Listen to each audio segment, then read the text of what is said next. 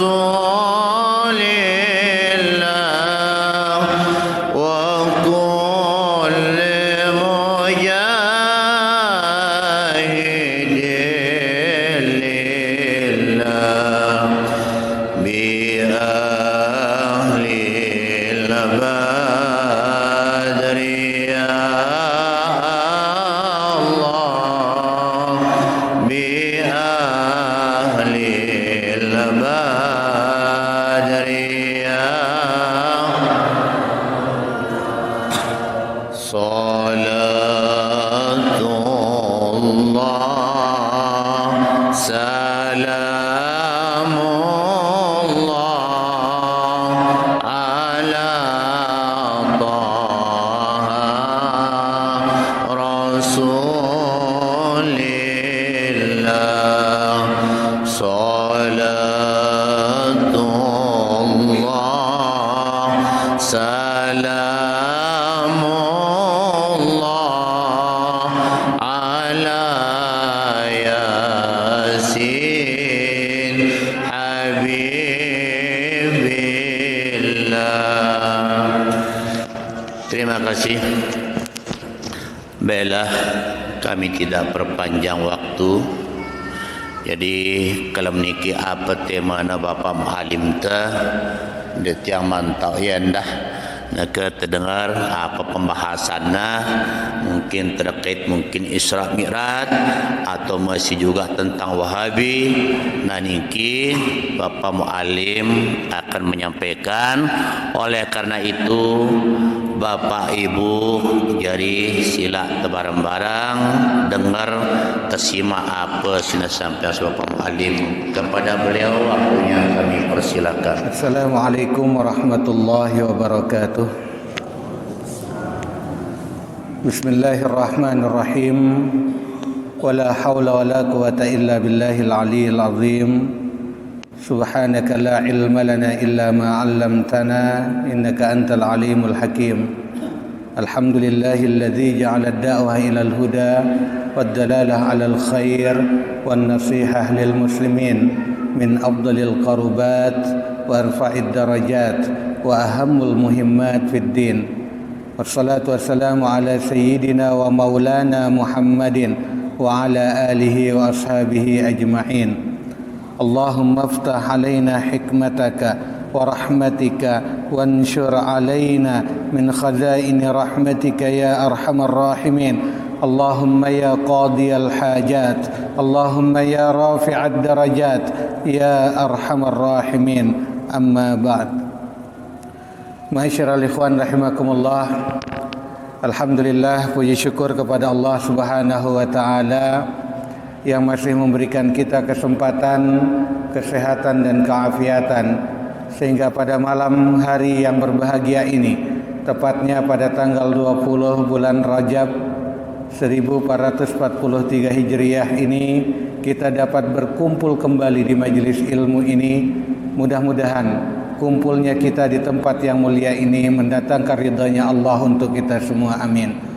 Salawat dan salam semoga senantiasa terlimpah curahkan ke hadapan baginda Rasul Nabi Muhammad sallallahu alaihi wasallam, kepada seluruh keluarga beserta para sahabat-sahabat beliau yang mulia. Ma'asyiral ikhwan rahimakumullah, pada kesempatan pertemuan kali ini kita akan mengangkat tema membungkam Wahabi dengan Al-Ikhlas.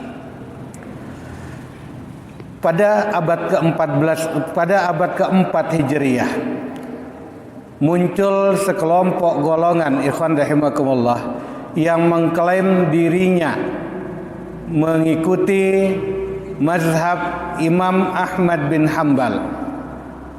Golongan yang senantiasa merujuk kepada Al-Quran wal Hadis dan meniadakan takwil atau meniadakan potensi akal yang ada pada diri manusia. Kelompok ini tidak mau memakai akal dalam memahami segala hal. Semuanya berpaku kepada zahir ayat Al-Quran dan zahir hadis, sehingga seringkali mereka terjebak dalam pemikiran mereka sendiri, terjebak dalam memahami ayat-ayat mutasyabbihat. Di antaranya sebagai contoh adalah sebagaimana disebutkan di salah satu surah di dalam Al-Quran, yadullah fauqa aydihim. Mereka mengartikan bahwa tangan Allah di atas tangan-tangan mereka. Tangan di sini mereka tidak mau menakwili, sehingga mereka mengatakan bahwa Allah memiliki tangan dan bentuk tangan Allah itu ya selayaknya tangan, yakni memiliki jari jemari. Ini diantara pemahaman-pemahaman kelompok yang muncul pada abad keempat Hijriyah, yang kemudian mereka banyak dibantah pada masanya oleh para ulama, termasuk ulama-ulama dari kalangan mazhab Hambali yang menyatakan bahwa Imam Hambali tidak pernah berpendapat sama seperti mereka. Mereka hanya menjual nama besar mazhab Hambali untuk menjustifikasi pemahaman mereka. Mereka adalah golongan-golongan tashbih, golongan tajsim. Mereka menyerupakan Allah dengan makhluknya. Mereka yang pada akhirnya bermetamorfosa, berubah menjadi Wahabi dan kemudian menjadi Salafi Wahabi. Orang-orang yang berpandangan bahwa Allah memiliki jasad sama seperti manusia sebagai ciptaannya, maka ini adalah sesuatu yang sangat salah, argumentasi yang menyimpang. Karena jelas Allah sebagai zat maha pencipta sangat berbeda dengan makhluknya. Sehingga ketika kita membicarakan surah Al-Ikhlas, di situ di ayat pertama satu kata kunci, yaitu kata Ahad, Maha Esa. Ketika kita bicara Maha Esa, maka di situ keesaan Allah tidak dibarengi dengan bantuan apapun juga. Karena kalau kita mengatakan Allah masih memiliki tangan, maka otomatis dia membutuhkan anggota yang lain, masih tergantung kepada panca indera. Ketika kita mengatakan zat Allah itu sama dengan zat kebendaan dari makhluk, maka di situ akan muncul keesaan Allah akan tercemari. Karena ketika zat Allah sudah disamakan dengan benda, maka yang terjadi akan ada hal yang berlawanan. Ketika kita mengatakan Allah berada di atas, maka pastinya di bawah tidak ada Allah. Begitu juga ketika kita bicara Allah ada di depan, maka tidak ada Allah di belakang. Dan Allah padahal seyogianya Allah itu tidak membutuhkan tempat. Allah itu maha kuasa dan kekuasaannya itu tidak membutuhkan bantuan dari siapapun.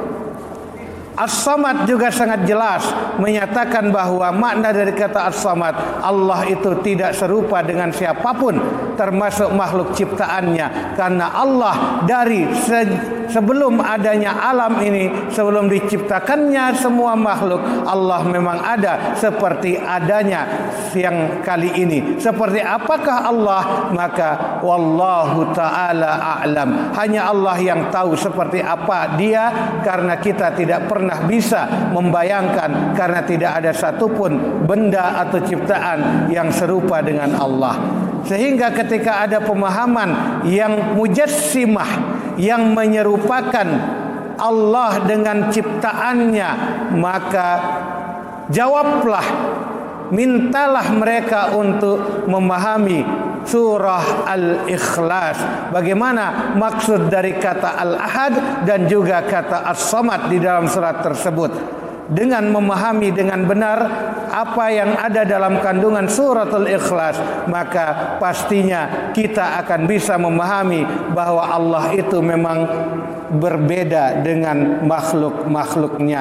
Keberadaan Allah tidak sama dengan keberadaan makhluk. Allah keberadaannya tidak memiliki sebab dan tidak memiliki akhir. Berbeda dengan kita makhluk yang diciptakan oleh Allah. Kita memiliki sebab keberadaan kita dan juga kita memiliki akhir dari keberadaan kita ini. karena hanya Allah lah yang hakul wujud, hanya Allah lah yang benar-benar mewujud. Kita hanyalah bayang-bayang dari keberadaan Allah. Wallahu ta'ala a'lam. Akan kita perdalam tema ini pada sesi muzakarah. Wallahu ta'ala a'lam. Terima kasih. Nah, jadi dia mempelajari sedikit membuka hati.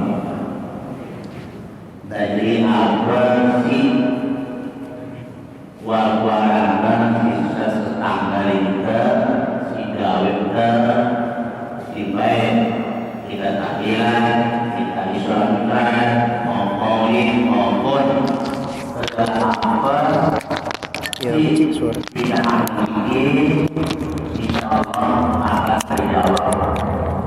Oleh karena itu kepada bapak ibu yang ingin atau mengusulkan atau sekiranya mengajar di hatinya, jadi sesi tanya jawab kami persilakan. Assalamualaikum warahmatullahi wabarakatuh. Sesuai dengan tema yang kita akan ini adalah keberadaan Allah Subhanahu wa Ta'ala sampai kepada masyarakat. Yang dipertanyakan Pak Malim Proposal, apakah dalam kisah Isra dan Mi'raj Rasulullah Sallallahu Alaihi Wasallam ketika beliau sudah sampai di Masjidil Aqsa, lalu diberi melakukan perjalanan sampai ke atas, yaitu di Sidratul Muntaha. Nah, dengan perjalanan Isra dan Mi'raj di Sidratul Muntaha, apakah tidak bisakah kita mengatakan, kita yang sekarang ini mengatakan bahwa Allah bersemayam di atas atau di aras?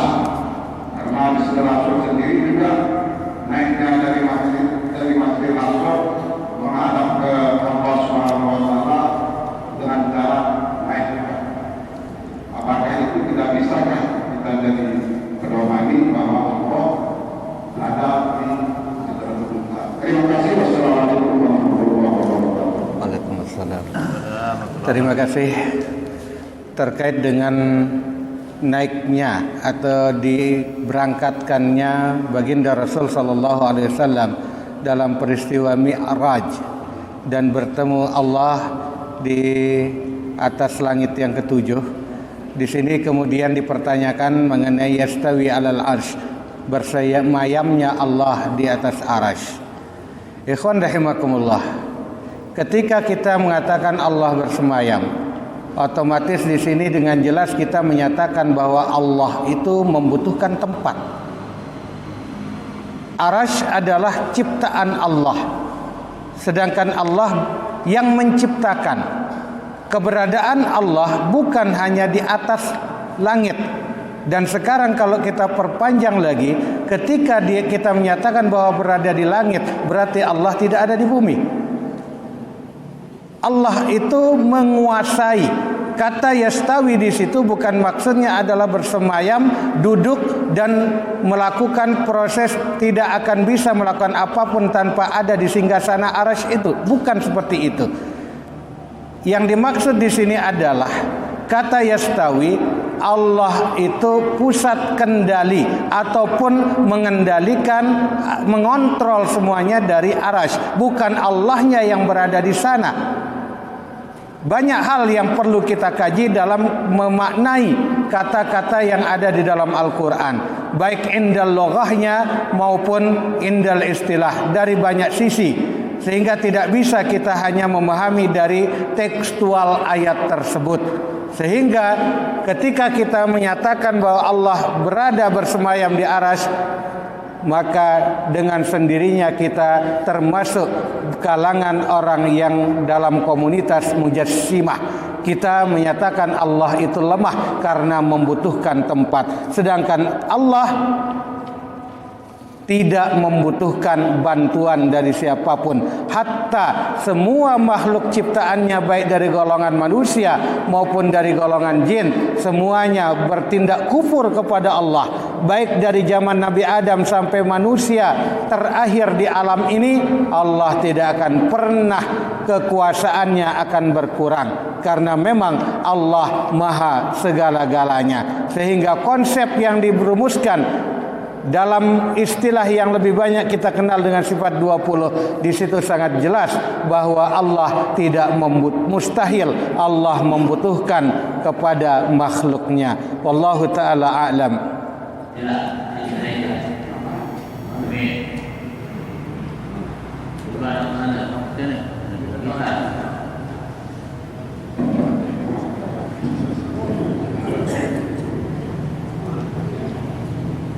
Bismillahirrahmanirrahim. Assalamualaikum warahmatullahi wabarakatuh. Sebelum kami bertanya, Buya Ustaz,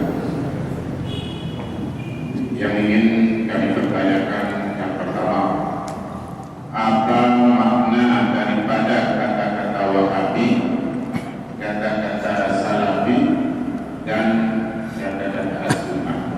Itu yang pertama, supaya jelas, jangan kita bilang Wahabi tapi maknanya kita tidak tahu. Itu yang pertama.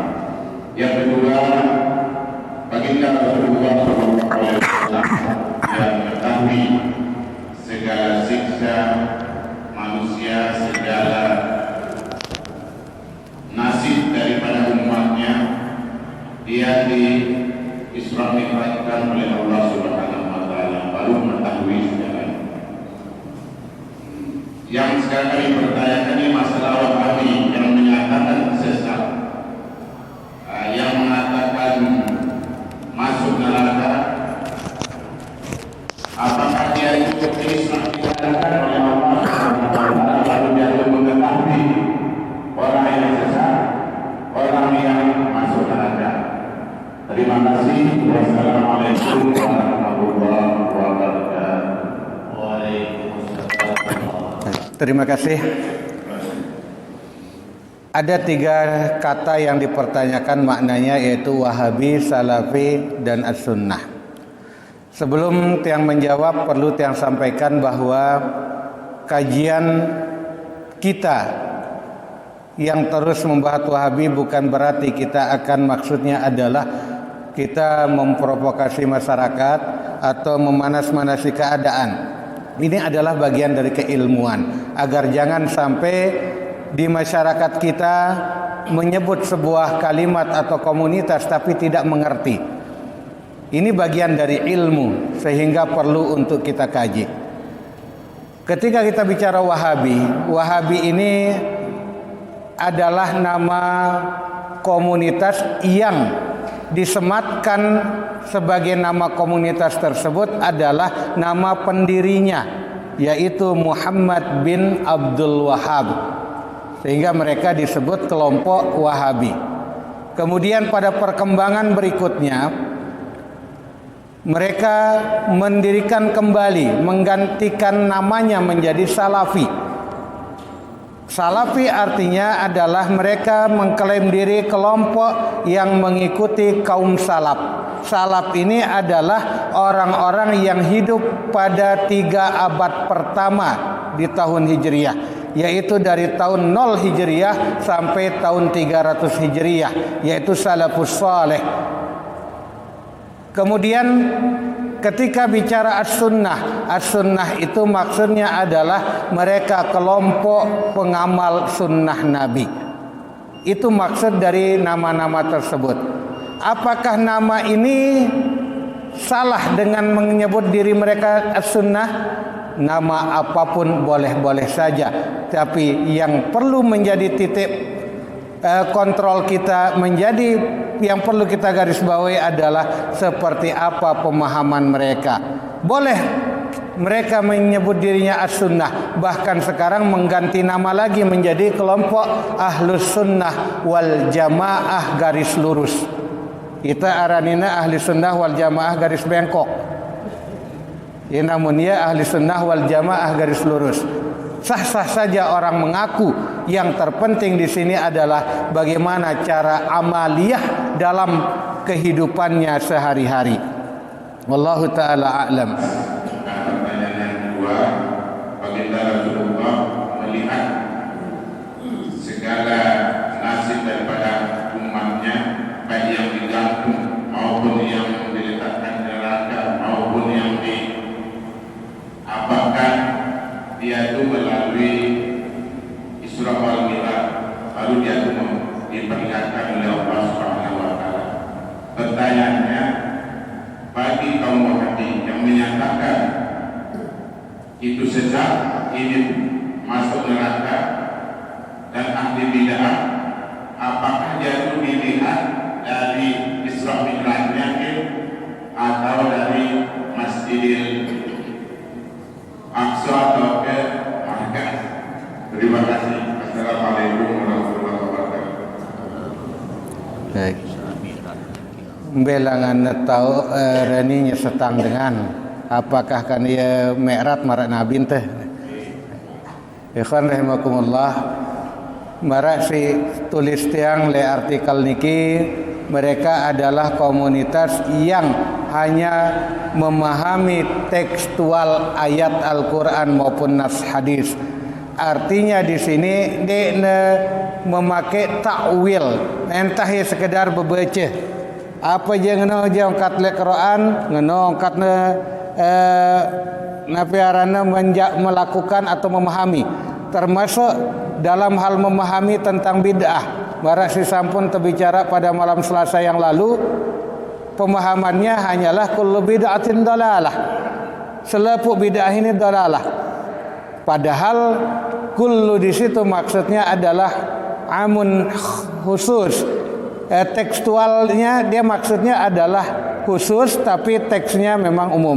Artinya di situ yang dimaksud adalah yang dalalah itu yang bid'ah yang mungkarat, bid'ah yang mazmumah.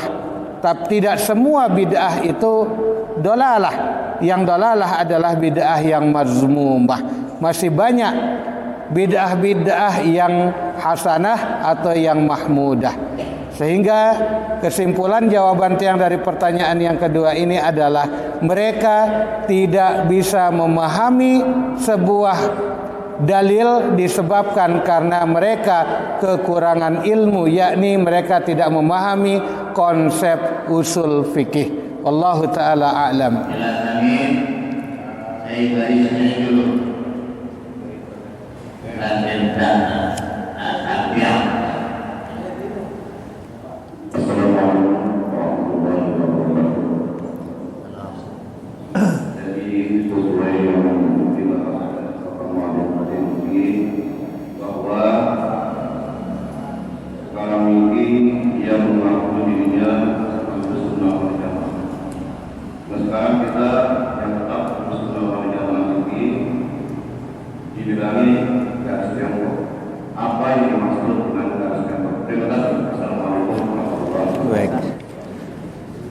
Komunitas yang mengaku dirinya ahlu sunnah wal jamaah garis lurus, kemudian itu maksudnya ahlu sunnah wal jamaah garis bengkok. Mereka menyatakan hal ini karena kita adalah menurut mereka ahli sunnah wal jamaah dalam pengakuan akan tetapi kita menjalani banyak perkara-perkara bid'ah sehingga ndek nelombok ahli sunnah teh. Bahkan kita banyak di antara kita mengaku ahli sunnah wal jamaah, tapi masih banyak belum mengamalkan sunnah. Contohnya masih luwe itu di teman bawah. Itulah kenapa kita disebut ahli sunnah wal jamaah garis bengkok. Kalau mereka ahli sunnah wal jamaah garis lurus, karena mereka pengamal sunnah dengan benar, yakni bawak nawah belo, kemudian mereka juga dengan celana cingkrang dan lain sebagainya. Wallahu taala a'lam. Assalamualaikum warahmatullahi wabarakatuh. Waalaikumsalam. Jadi saya tanyakan Ustaz tentang tradisi 3 hari sampai ke 1 hari. Katanya ini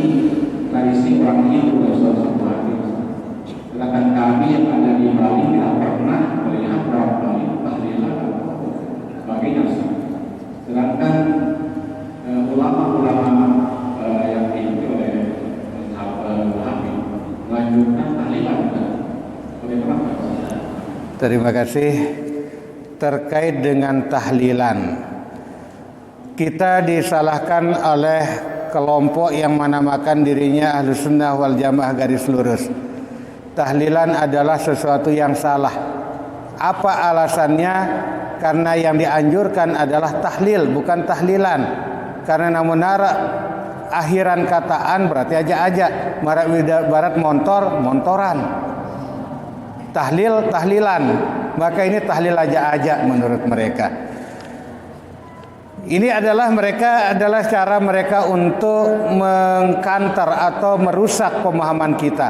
Padahal sebenarnya mereka yang tidak punya dalil, punya alasan untuk menyerang apa yang menjadi tradisi dari orang-orang tua kita, dalam hal ini para tuan guru kita.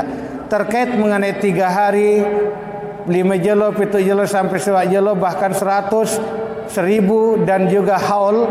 Apakah itu tradisi orang Hindu? Tradisi siapapun yang pasti isinya yang ngombe julu. Walaupun seandainya memang seperti yang dikatakan hadis yang menjelaskan 3 hari, 7 hari dan lain sebagainya, itu menurut mereka itu hadis dhaif, gak ada masalah. Yang terpenting isinya itu ngombe, itu nyumpak kayak itu ngombe. Dalam hal ini yang terpenting adalah kegiatannya seperti apa. Sok tersikir mengingat Allah dalam hitungan hari berapapun, silahkan. Misalkan di malam nuzulul Quran atau di malam sepanjang Ramadan yang dikatakan malam terbaik, lagu isinya nyumpak bilang kelem, maka yang bid'ah itu Ramadannya atau penyumpaknya. Sehingga yang penting di sini jangan kita terlalu bicara dengan casing, yang terpenting adalah isi dari setiap kegiatan tersebut. Sehingga biarkan mereka mengatakan yang kita lakukan adalah tradisi orang Hindu, yang nyatanya seperti yang Pelunggu sampaikan tadi, le dengan belin de depan be denwah arak telu jelo tahlilan, tidak ada. Sehingga kalau ini dikatakan tradisi orang Hindu, itu juga salah, karena mereka melihat hanya memakai kacamata kuda. Wallahu taala a'lam. Nanti berbuat dari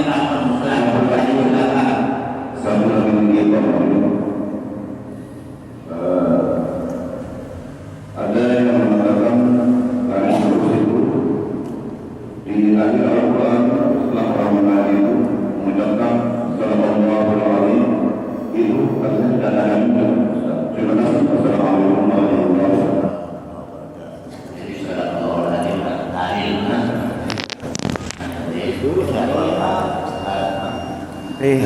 Terima kasih. Ketika netutuk bacaan Al-Quran, pengucapan kalimat sadaqallahul azim, yang artinya maha benar Allah firman, dengan segala narak dalilnya, bemuana doang narak dalilnya. Jadi kalau semuanya kita bicara dan sedikit dalil, di mana letak kesalahan kalimat maha benar Allah dengan segala firman-Nya? Kalau hanya kita sedikit-dikit dalil, mereka sendiri orang yang mengatakan harus ada dalil yang menganjurkan tidak ada. Apakah ada juga dalil yang melarang? Kalau memang menurut mereka ucapan sadaqallahul azim tidak ada dalil yang menganjurkan kita mengucapkannya, tanya kembali ke dia, adakah dalil yang melarang kita mengucapkannya? Namun tahu nyugulang dalil simbala itu, maka kita ikuti dia. Wallahu taala a'lam.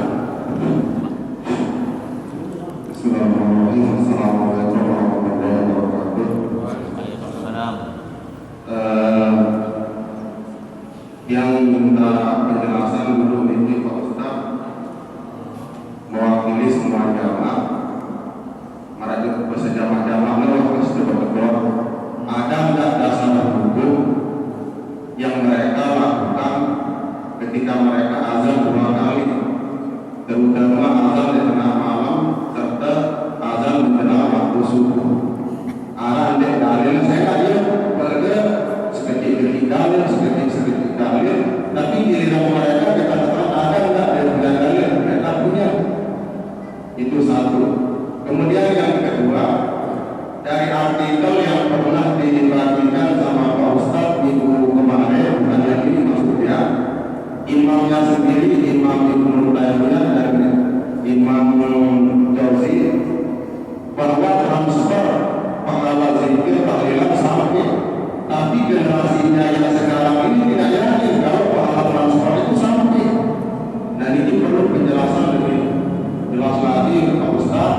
pengakuannya antara pusat dengan mereka yang di bawah ini Ustaz. Sementara kita yang harus sunnah wal jamaah kalau memang dari atas boleh, tapi kita di bawah-bawahnya boleh. Jadi mohon penjelasan. Terima kasih. Assalamualaikum warahmatullahi wabarakatuh. Waalaikumsalam. Terima kasih. Terkait pertanyaan si pertama mengenai azan di sepertiga akhir malam, itu memang ada dalilnya. Lagu ngebang ini bukan sebagai penanda waktu subuh. Itu hanya fungsinya adalah untuk membangunkan orang melakukan salat tahajud. Sebagai penanda sepertiga akhir malam, waktu utama untuk tahajud. Itu memang ada dalilnya. Allah Ta'ala a'lam. Kemudian si kedua terkait mengenai 2 minggu seliwat mengenai ulama Wahabi pun mengonfirmasi amaliyah transfer pahala. Di situ tiang catut 3 orang ulama, tokoh ulama Wahabi, di antaranya Syekh Muhammad bin Abdul Wahhab, kemudian Ibnu Taimiyah. Semuanya itu menyatakan bahwa amaliyah transfer pahala nyampe kepada yang meninggal. Dan saya sebutkan nama kitab dan halamannya di situ. Lagu kumbekna dengan Wahabi semakin luwe nondek sedu.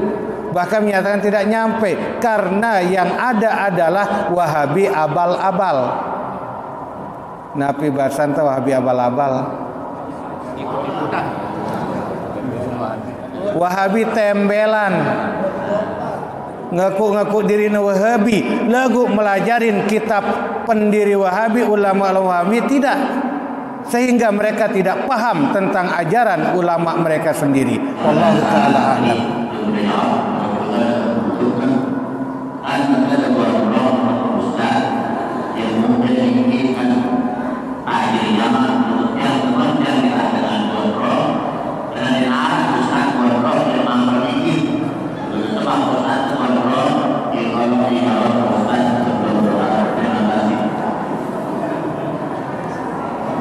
Baik, terima kasih. Niki terkait mengenai penampilan tiang. Alhamdulillah ini pertanyaan si luwe gen ngetuana legunden wah semel.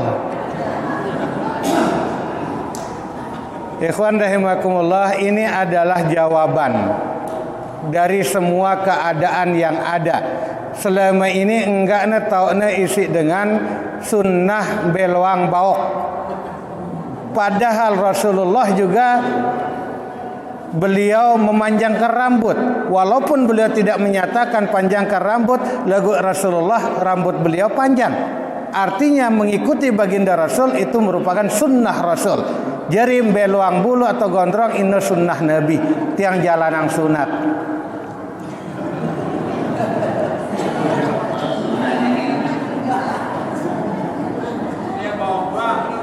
Ya beru dan ya sunnah bawak dong, dia depan sunnah gondrong. Jadi pas orang dulu kan, lewe di apa yang aku ada yang biangnya, mau ada sunat. Dihubungkan kesimpulan asal ke Pakistan. Si sunat atau moderasi ini mungkin kira-kira kolom bulan mungkin. Baik. Sindena kanggo ini menyerupai lawan jenis. Artinya beluangna buluna lagu persis yang marah angkun dengan nina.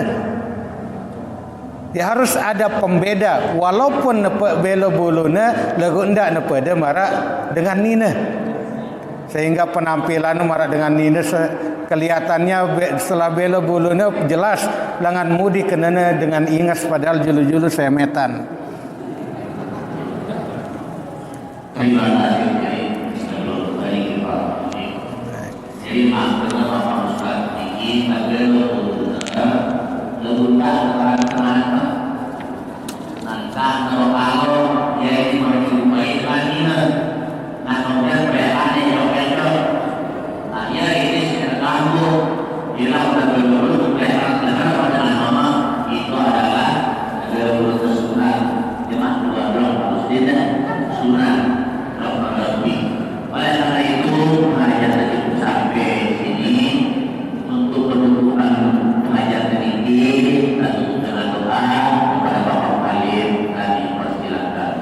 Sebelum tiang berdoa, tiang mohon izin di Pak Moderator. Jadi terkait mengenai artikel yang dibagikan, dan alhamdulillah niki artikel si ketelu. Kalau ada yang berkeinginan untuk menyebarkan kembali fotokopi yang pun sebar dimanapun silahkan.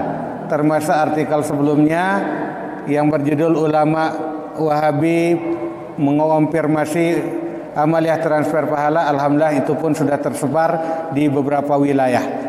Jadi tidak ada larangan, silahkan disebar kemanapun. Dan tiang sebagai penulis bertanggung jawab penuh dengan apa yang tiang tulis, karena tiang di sini berdasarkan referensi yang jelas, sehingga tidak ada keraguan lagi bagi pelunggu sami simele memperbanyak kembali. Insya Allah pada jadwal tiang yang akan datang, 2 minggu yang akan datang, tema yang akan kita bahas adalah menepis hujah sesat Wahabi, insya Allah.